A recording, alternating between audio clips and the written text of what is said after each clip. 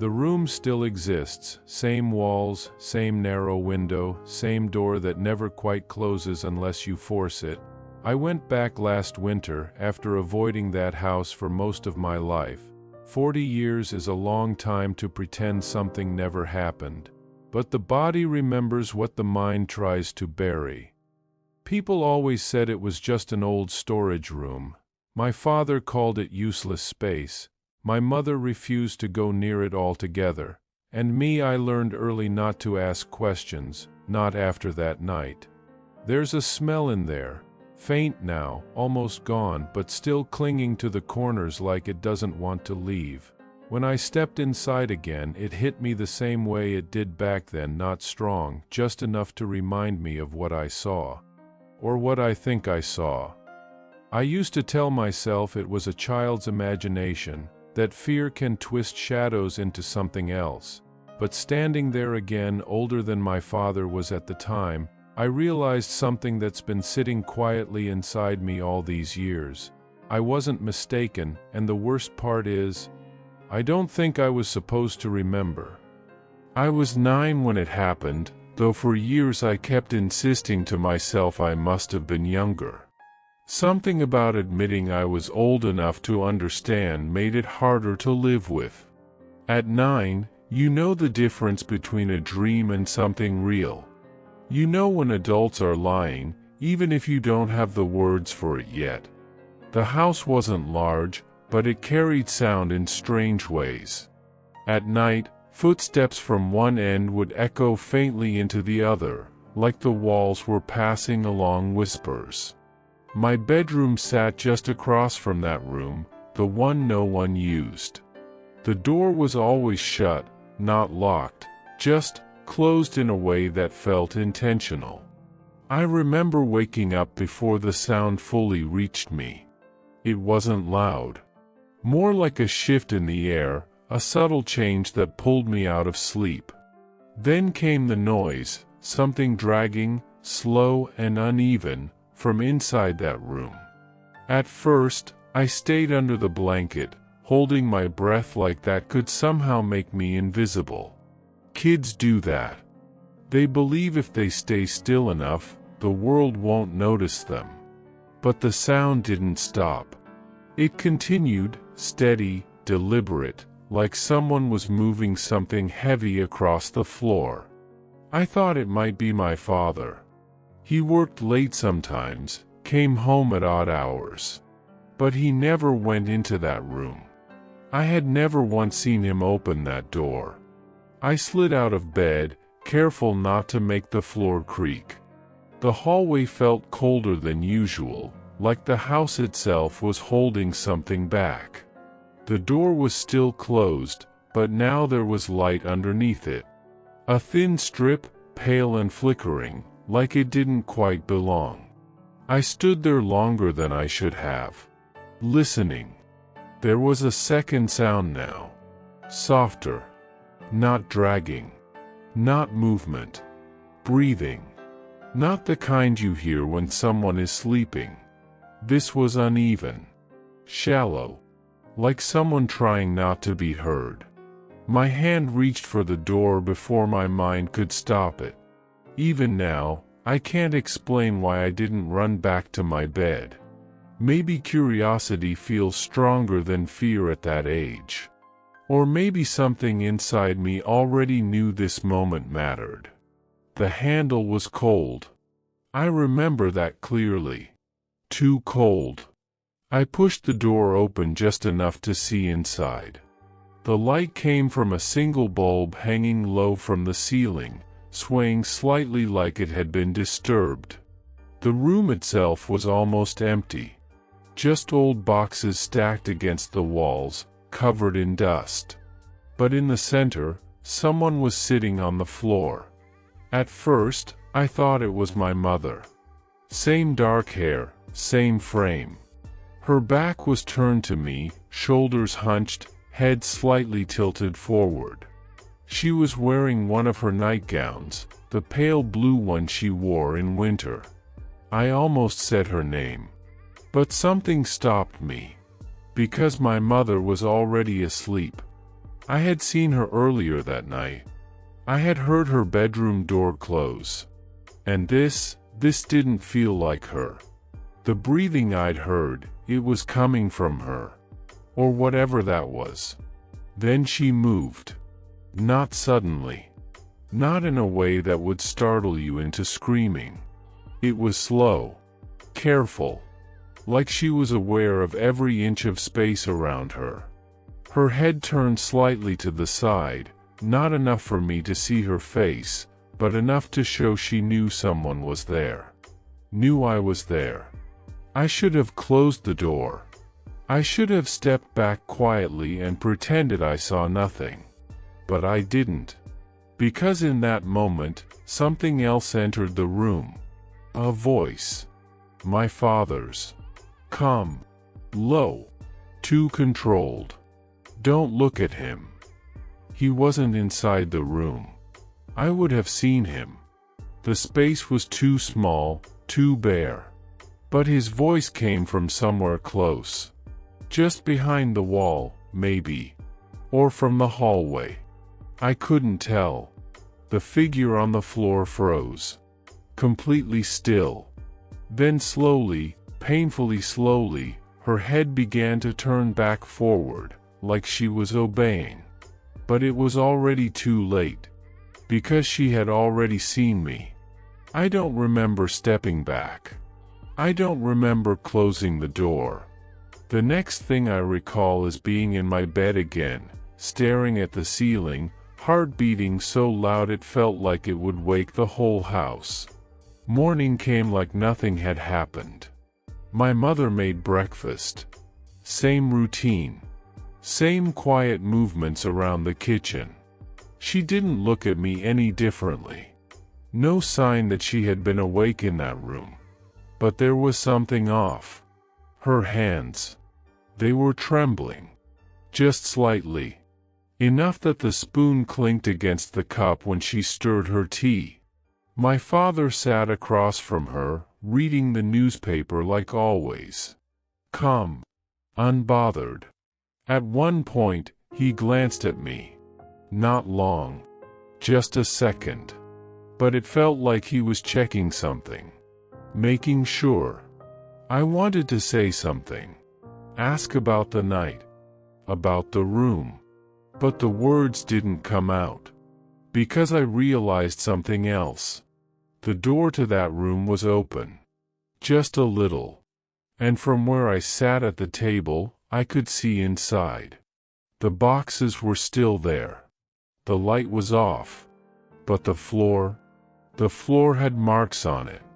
Long, faint scratches.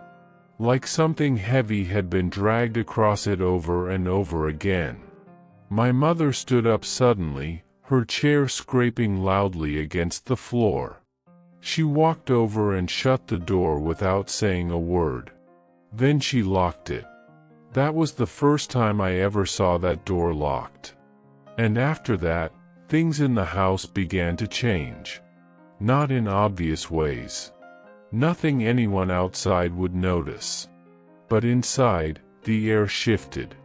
My father started coming home earlier. Too early sometimes, like he didn't want to be out after dark. My mother stopped humming while she cooked. The silence between them grew heavier, filled with things that were never said out loud. And me, I stopped sleeping properly. Because every night, just before I drifted off, I would hear it again. That faint sound. Something moving. Coming from behind that locked door. And every time, I told myself the same thing, it's not real. It can't be. But deep down, there was a thought I couldn't shake. If it wasn't real? Then why did my father keep standing outside that door every night, long after he thought I was asleep? For a while, nothing escalated. That's what made it worse.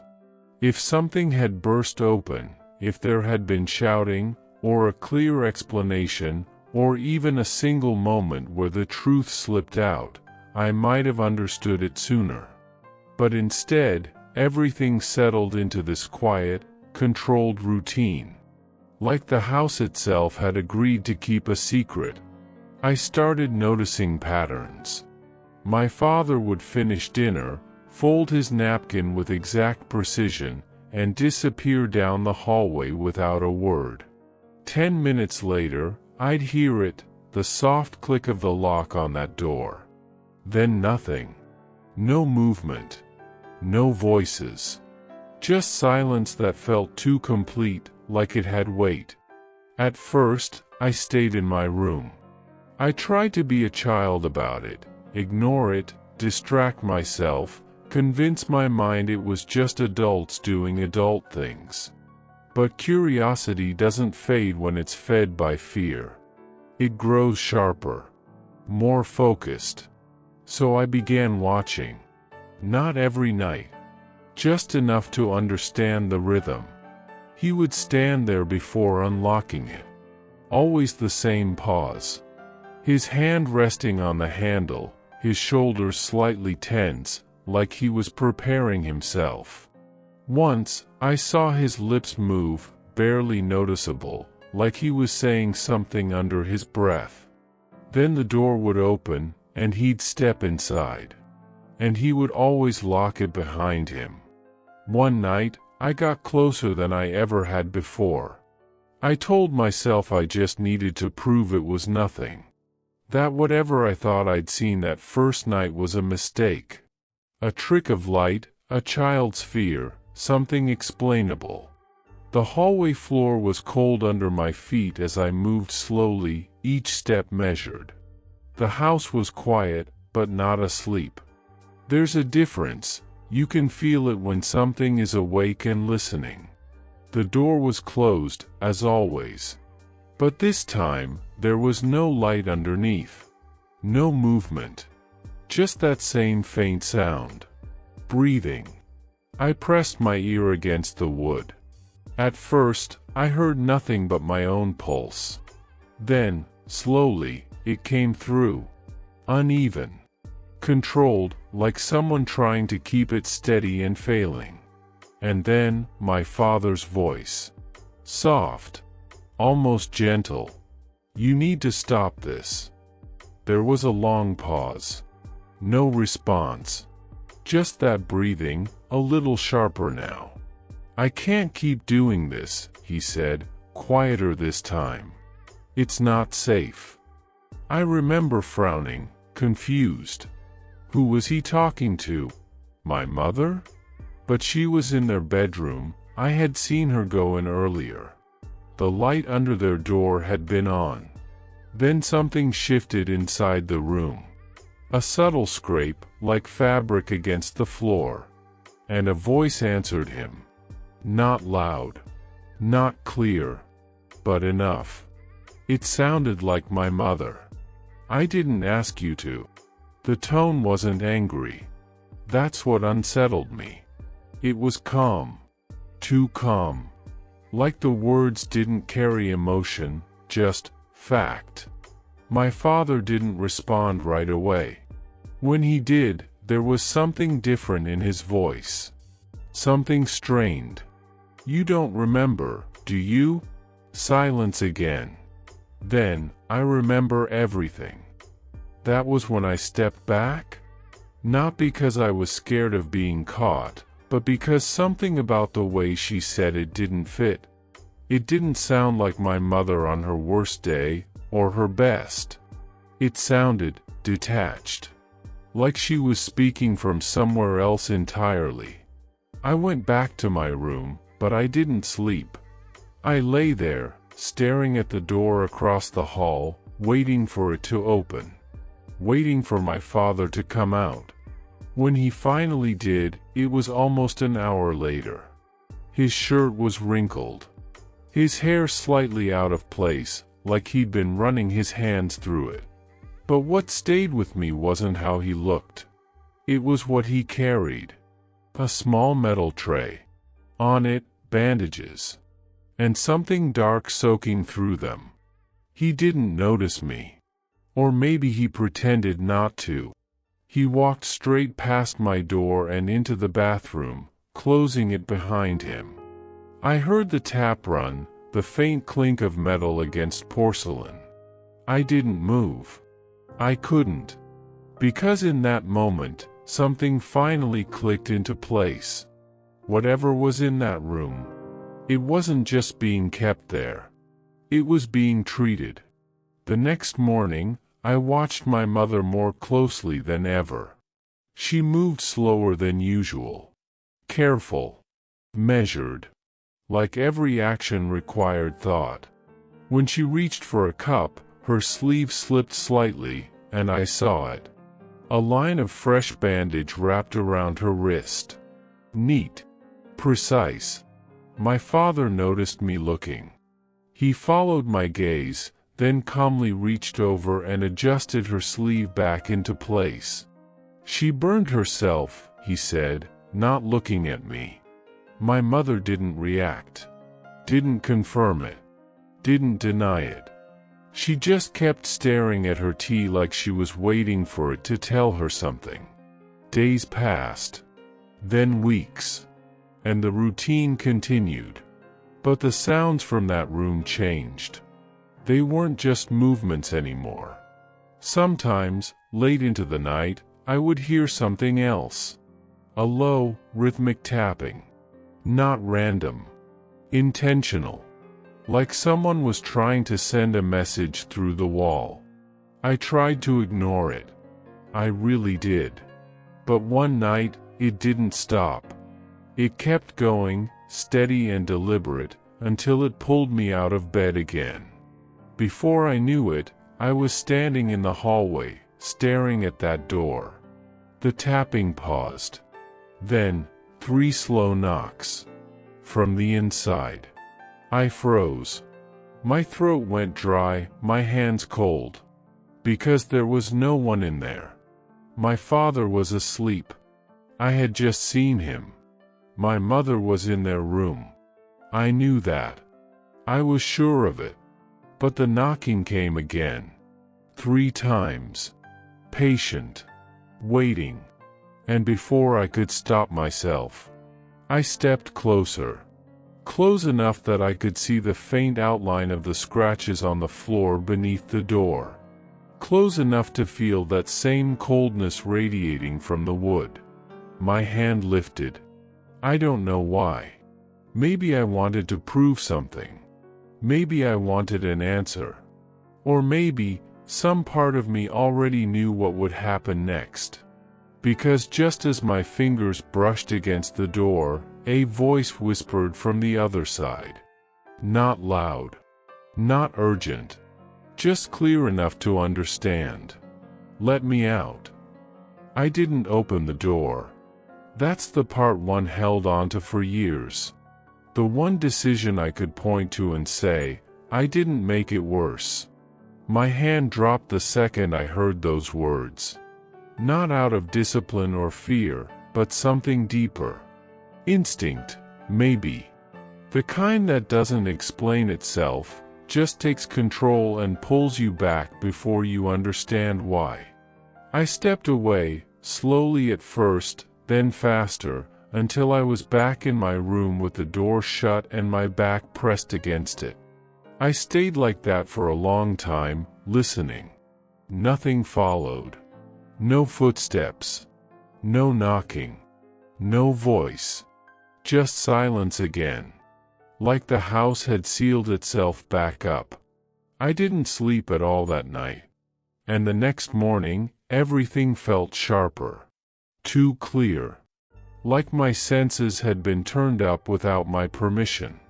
I watched both of them closely at breakfast, my father, calm as ever, and my mother, quiet but present. Present in a way that felt deliberate. She looked at me once. Not by accident. Not in passing. She held my gaze just a second too long. And there was something in it that hadn't been there before. Recognition. Not the kind a mother gives her child. The kind someone gives when they realize you've seen something you weren't supposed to. I looked away first. That day, I stayed home from school. I told them I felt sick, and neither of them argued. My father left for work earlier than usual. My mother moved through the house slowly, cleaning things that didn't need cleaning, wiping surfaces that were already spotless. And the door stayed locked. I kept my distance at first. Sat in the living room, pretending to read, listening to the quiet stretch and fold around me. But the thought kept circling back. Let me out. It hadn't sounded desperate. That's what bothered me. It hadn't sounded trapped. It had sounded patient. By midday, I couldn't ignore it anymore. I stood in the hallway again, staring at that door. The light was off. No sound from inside. Nothing to suggest anything had ever been there. I checked my mother's room. She was asleep, or pretending to be. Lying on her side, back to the door, breathing slow and even. The bandage on her wrist was gone. That's when I noticed something else. Her other hand. It was marked. Not fresh. Not like the bandage had been. Older. Faint lines, crossing over each other in no clear pattern. Like something had been drawn there over time, erased, and drawn again. I stepped back, closing the door quietly. And then I did something I still don't fully understand. I went to my father's study. He kept it locked, but not carefully. The key was always in the same place, inside a small wooden box on the shelf. I had seen him use it enough times to know. Inside, everything was neat. Ordered. Papers stacked perfectly, books aligned like they had never been touched. But there was one drawer that didn't match. Slightly open. Just enough to notice. I pulled it out slowly. Inside were folders. Old ones. Yellowed at the edges, like they hadn't been meant for regular use. I flipped through them carefully, not knowing exactly what I was looking for, just knowing I'd recognize it when I saw it. And then I did. A photograph. Small. Faded. A room. That room. Same walls. Same hanging light. But it wasn't empty. There were two people inside. My father, younger, thinner. And my mother. Except, she wasn't sitting. She was standing. Facing the camera. And her expression? It wasn't calm. It wasn't distant. It was terrified. I stared at it longer than I should have, trying to reconcile what I was seeing with what I knew. But it didn't fit. None of it did. Behind the photo was a document. Typed. Clinical. I didn't understand most of it at the time. Words like dissociation, episodes, containment. But one line stood out. Subject exhibits dual behavioral states with no shared memory continuity. I didn't know what that meant then. But I do now. I put everything back exactly how I found it. Closed the drawer. Locked the study. And walked back to the hallway. The door was still there. Still closed. Still quiet. But now I understood something I hadn't before. There weren't two people in that room. There never had been. That night, I didn't wait. I stayed awake, sitting on my bed, watching the hallway through the slight gap in my door. Waiting for my father to make his usual trip. But he didn't. The house stayed still. No footsteps. No locked door. Nothing. Until, a soft creak. Not from the hallway. From inside the room. The handle turned slowly. The door opened on its own. Just a few inches. Enough to let darkness spill out into the hall. I couldn't move. I couldn't breathe. And then, she stepped out. My mother. Barefoot. Silent. Her posture different, straighter, controlled in a way I had never seen before. She didn't look around, didn't hesitate. She walked straight down the hallway and stopped outside my door. I shut my eyes.